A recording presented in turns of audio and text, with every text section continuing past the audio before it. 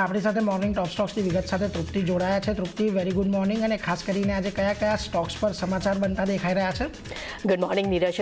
શરૂઆત હું ખાસ કરીને ઓટો કંપનીઓથી કરીશ. તો હીરો મોટોકોર્પના ઓગસ્ટના આપણને નંબર્સ જે છે અહીંયા આવતા જોવા મળી રહ્યા છે. સૌથી પહેલાં ત્યાં જ ફોકસ કરી લઈએ તો કંપનીનું કુલ વેચાણ જે છે આ વખતે આપણને સારું અહીંયા વધતું જોવા મળ્યું છે. અનુમાનથી પણ ખૂબ જ એક પોઝિટિવ નંબર્સ જોવા મળી રહ્યા છે. વાર્ષિક ધોરણે 8% ગ્રોથ અહીંયા આપણે જોઈ રહ્યા છે અને 5.54 લાખ યુનિટ પર આપણને કુલ સેલ્સના નંબર્સ અહીંયા જોવા મળી રહ્યા છે. સ્થાનિક સેલ્સ પર નજર કરશું ત્યાં પણ લગભગ 5.5% આપણે ગ્રોથ જોઈ રહ્યા છે. વાર્ષિક ધોરણે 5.19 લાખ યુનિટ પર આપણને નંબર્સ જે છે અહીંયા આવતા જોવા મળી રહ્યા છે. સૌથી ઇમ્પોર્ટન્ટ નંબર છે એક્સપોર્ટ. કંપનીનું આખું એક્સપોર્ટ જે તે 72% અહીંયા આપણને ગ્રોથ જોવા મળ્યો છે અને 34,588 યુનિટ પર આપણને એક્સપોર્ટના નંબર્સ જે છે અહીંયા આપણને આવતા જોવા મળ્યા છે. એટલે ખૂબ જ શાનદાર નંબર્સ જે છે અહીંયા આપણને ઓવરઓલ હીરો મોટોકોર્પ માટે જોવા મળી રહ્યા છે. ડેફિનેટલી જીએસટી ઘટવાના જે અનુમાન જે ત્યાંથી તો આ કાઉન્ટરમાં આપણને ફોકસ જોવા મળ્યું છે. એક સારી રેલી જોવા મળી રહી છે. હવે આજે ખાસ કરીને ઓટો નંબર્સ જે આવ્યા છે તેનો પણ એક સપોર્ટ આજે આપણને કાઉન્ટર પર જોવા મળશે. ત્યારબાદ નજર કરશું આપણે કોલ ઇન્ડિયા પર. અહીંયા ખાસ કરીને ઓગસ્ટ અપડેટ નંબર્સ આપણી સમક્ષ જોવા મળી રહ્યા છે. કંપનીનું ઉત્પાદન જે છે તે અહીંયા 9.5% આપણને વધતું જોવા મળ્યું છે અને 50.4 મેટ્રિક ટન વાર્ષિક ધોરણે આપણને ગ્રોથ જોવા મળ્યો છે.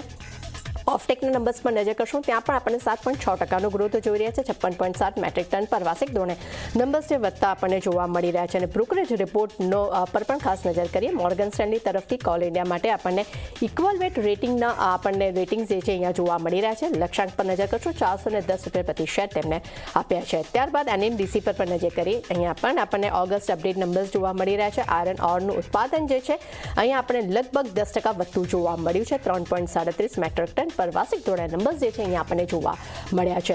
સેલ્સ પર નજર કરશે 8% ગ્રોથ અહીંયા પણ આપણને જોવા મળે છે. વાર્ષિક ધોરણે 3.39 મેટ્રિક ટન આપણને ખાસ કરીને સેલ્સ જે છે અહીંયા વધતું જોવા મળ્યું છે. અને ખાસ કરીને ખૂબ જ પોઝિટિવ નંબર્સ જે છે આપણને આજે બંને જ મેટલ કંપનીઓ તરફથી જોવા મળી રહ્યા છે.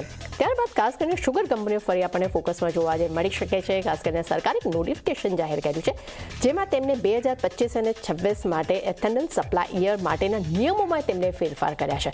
તેમને ખાસ કરીને બધા જ પ્રકારના જેટલા પણ મોસલ છે તેમાં એથેનોલ બનાવવાની છૂટ જે છે તેમને કંપનીઓને તેમને આપી છે. જેમાં ખાસ કરીને સુગર મિલ્સ પર છે યા તો ખાસ કરીને સુગર જ્યુસ જે છે સુગર સિરપ છે જેમાં એથેનોલનો જે ઉપયોગ થાય છે તેને બનાવવા માટેની છૂટ જે છે અહીંયા સરકાર તરફથી આપણને મળતી જોવા મળી રહી છે. એટલે સિમ્પલ વર્ડમાં કહું તો એથેનોલનું જે વોલ્યુમ જે છે તેને વધારવા માટે અહીંયા છૂટ મળી છે. કોઈ પણ પ્રકારનું અહીંયા વોલ્યુમ્સની એક લિમિટ અહીંયા હવે સરકારે નથી રાખી. આ નોટિફિકેશન સરકાર તરફથી જાહેર થતું જોવા મળ્યું છે અને નવું એથેનોલ સપ્લાય જે છે તે 1 નવેમ્બરથી શરૂ થઈ જશે. એટલે ખૂબ જ એક પોઝિટિવ સમાચાર આપણી સમક્ષ આવતો જોવા મળી રહ્યા છે. અને સરકારે આ નિર્ણય શું કામ લીધો છે કે જે સ્થાનિક શુગરની જે છે તે ઉપલબ્ધતા છે તેને સુનિશ્ચિત કરવા માટે સરકારે અહીંયા પગલું લીધું છે. એટલે ખાસ કરીને આજે બલરામપુર ચીની છે, દ્વારિકા સુગર્સ છે, શ્રી રેણુકા સુગર્સ છે, બજાજ હિન્દુસ્તાન છે, આ બધા જ કાઉન્ટર્સ આજે આપણને ફોકસમાં જે છે આપણને જોવા મળી શકે છે.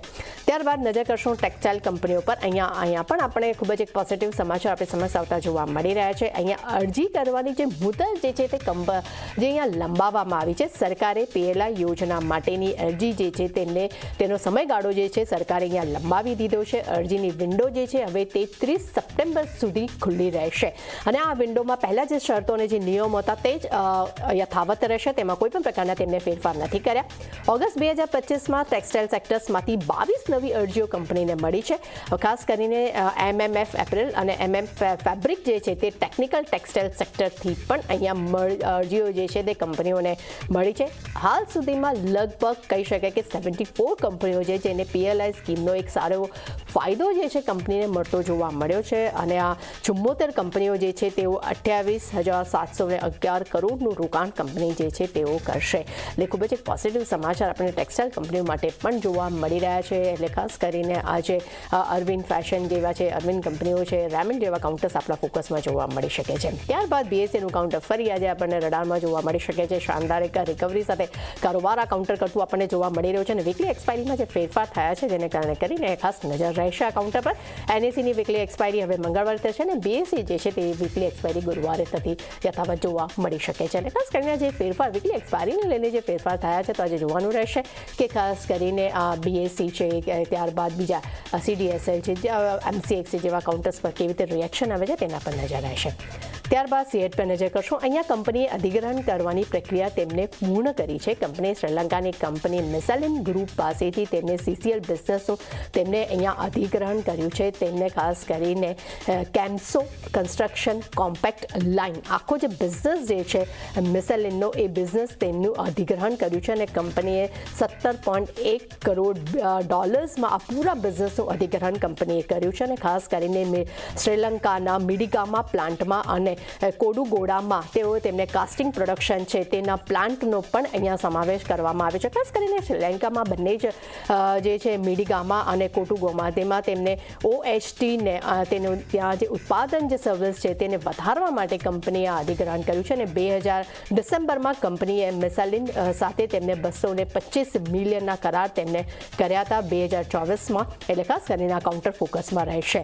ત્યારબાદ BLના કાઉન્ટર પર નજર કરી લઈએ એટલે કે ભારત ઇલેક્ટ્રિક લિમિટેડ. અહીંયા કંપની 30 જુલાઈ 2025 સુધીમાં કંપનીને 664 કરોડના ઓર્ડર્સ કંપનીને મળ્યા છે. કંપનીને ડિફરન્ટ ઓર્ડર્સ મળતા આપણને જોવા મળ્યા છે, જેમાં ડેટા સેન્ટર છે, ફાયર કંટ્રોલ સિસ્ટમ્સ છે, ટેન્કર નેવિગેશન સિસ્ટમ છે. એ સિવાય ઘણા બધા ઓર્ડર્સ જે છે કંપનીને મળતા જોવા મળી રહ્યા છે. એટલે BLનું કાઉન્ટર પર આપણા ફોકસમાં જોવા મળી શકે છે. ત્યારબાદ નજર કરશું UPL પર. UPL માટે પણ અહીંયા અધિગ્રહણ કરવાના સમાચાર જે આપણી સમક્ષ આવતા જોવા મળી રહ્યા છે. તેમને થાઇલેન્ડની કંપની ગ્રો કેમિકલ્સમાં 49% એટલે કે 49% હિસ્સાનું અહીંયા કંપનીએ અધિગ્રહણ તેમને પૂર્ણ કર્યું છે અને ફ્રેશ ઇક્વિટી દ્વારા $0.76 મિલિયન રોકાણ જે છે તે કંપની તેનો પણ અહીંયા સમાવેશ થતો જોવા મળી રહ્યો છે. કંપનીના અધિગ્રહણની પ્રક્રિયા જે છે તે 31 ડિસેમ્બર 2025 સુધીમાં કંપનીને પૂર્ણ કરવાની રહેશે અને બાકી કંપની ખાસ કરીને આ બાકા કંપની લિમિટેડ તેની સંપૂર્ણ માલિકીની કંપની છે ગ્રો કેમિકલ. એટલે તેના ખાસ કરીને અગર આ કંપની વિશે હું અગર જો વાત કરશું તો તેઓ ખાતર છે, કૃષિ ઉત્પાદન છે, તેમાં હાર્બિસાઇડ્સ છે, જંતુનાશક દવાઓ છે, તેને બનાવવાનું કામ જે છે તે કંપની કરે છે અને કંપનીને FY24માં ઓવરઓલ $7.4 મિલિયન આવક પણ જોવા મળી છે. એટલે ખાસ કરીને એક પોઝિટિવ સમાચાર આપણે સમક્ષ જોવા મળી રહ્યા છે. ત્યારબાદ નજર કરશો યુનાઇટેડ બ્રુવરેજીસ પર. અહીંયા પણ પ્રોડક્શન ઉત્પાદન કંપનીએ શરૂ કર્યું છે. ખાસ કરીને આંધ્રપ્રદેશમાં તેમને ઇલિયોસ બ્રુવરીઝમાં તેમને કિંગફિશરનું ઉત્પાદન કંપનીએ અહીંયા શરૂ કર્યું છે. ઓવરઓલ તેની ક્ષમતાની વાત કરશું તો તે 4.5 લાખ કેસ મહિનાની છે અને ખાસ કરીને શ્રીકાકુલમ બ્રુવરીઝ જે છે તેમની જે યુનિટ છે ત્યાં 12 લાખ કેસ ક્ષમતાની જે છે યુનિટ ધરાવતી જોવા મળી રહી છે. એટલે આંધ્રપ્રદેશમાં જે બિયર્સની ડિમાન્ડ જે છે તેને પહોંચી વળવા માટે કંપનીએ આ પ્રોડક્શન જે છે તેમને શરૂ કર્યું છે. એટલે ખાસ કરીને આજે આ કાઉન્ટર ફોકસમાં રહેશે. ત્યારબાદ પૂર્વાંકરા પર નજર કરીએ. અહીંયા રીડેવલપમેન્ટના રાઇટ્સ કંપનીને આપણને મળતા જોવા મળ્યા છે. કંપનીને મુંબઈમાં મલબાર હિલમાં તેમને પ્રીમિયમ રેસિડેન્શિયલ સોસાયટીને રીડેવલપમેન્ટ કરવા માટેના રાઇટ્સ મળ્યા છે. પ્રોજેક્ટ માટેની જે કુલ ગ્રોસ ડેવલપમેન્ટ વેલ્યુ જે છે તે 2700 કરોડની છે અને 1.43 એકર જમીનમાં ફેલાયેલા પૂરા પ્રોડક્ટમાં કંપની જે છે તે 7 લાખ MN સ્ક્વેર ફીટનું પૂરું ડેવલપમેન્ટ જે છે તે કંપની અહીંયા કરશે. એટલે ખાસ કરીને આ કાઉન્ટર પણ ફોકસમાં રહેશે. ત્યારબાદ નજર કરશું IGL પર. અહીંયા જેવી કરવાના સમાચાર આપણે સમક્ષ આવતા જોવા મળ્યા છે. સોલર પાવર પ્રોજેક્ટ માટે તેમને Rajasthan state equity electricity generation corporation સાથે કંપનીએ અહીંયા જેવી કર્યા છે. જેવીની અગર જો વાત કરશું તો IGL પાસે 74% હિસ્સો રહેશે અને RVUNL પાસે 26% હિસ્સો તેઓ ધરાવશે. એટલે ખાસ કરીને આ કાઉન્ટર પણ રડારમાં જોવા મળી શકે છે. AB કેપિટલ પર નજર કરશું. અહીંયા ખાસ કરીને મેનેજમેન્ટમાં ફેરફાર આપણે સમક્ષ થતા જોવા મળી રહ્યા છે. વિશાખા મુલે જે છે તેમની MD અને CEO તરીકે નિયુક્તિ કરવામાં આવી છે અને તેઓ 5 વર્ષ માટે MD અને CEO તરીકે તેઓ નિયુક્ત કર્યા છે. બીજી તરફ રાકેશ એની કંપનીના NBFCsના એક્ઝિક્યુટિવ ડાયરેક્ટર અને CEO તરીકે નિમણૂક કરવામાં આવી છે અને ગઈકાલથી જ આ બંને જ જે પદ છે તેમને સંભાળવાની શરૂઆત કરી છે. એટલે ખાસ કરીને આ કાઉન્ટર પર પણ ફોકસ રહેશે. ત્યારબાદ વેબસોલ એનર્જી પર નજર કરીએ. શેર વિભાજનને મંજૂરી મળતી જોવા મળી રહી છે. બોર્ડે એક શેરને 10 શેરમાં વિભાજન કરવા માટે અહીંયા મંજૂરી આપી છે. તે સિવાય કંપનીએ સોલર પ્લાનને ખાસ કરીને એક્સપાન્શન એટલે તેના વિસ્તરણ માટે કંપનીને 3000 કરોડના રોકાણ માટેની પણ અહીંયા તેમને મંજૂરી આપી છે. એટલે બે અલગ અલગ સમાચાર આપણે બોર્ડ પાસેથી મંજૂરી મળતા જોવા મળી રહ્યા છે. એટલે કાઉન્ટર ખાસ કરીને આ ફોકસમાં જોવા મળી શકશે. અને છેલ્લે મારા રડારમાં છે એ છે રોલેક્સો રિંગ્સ.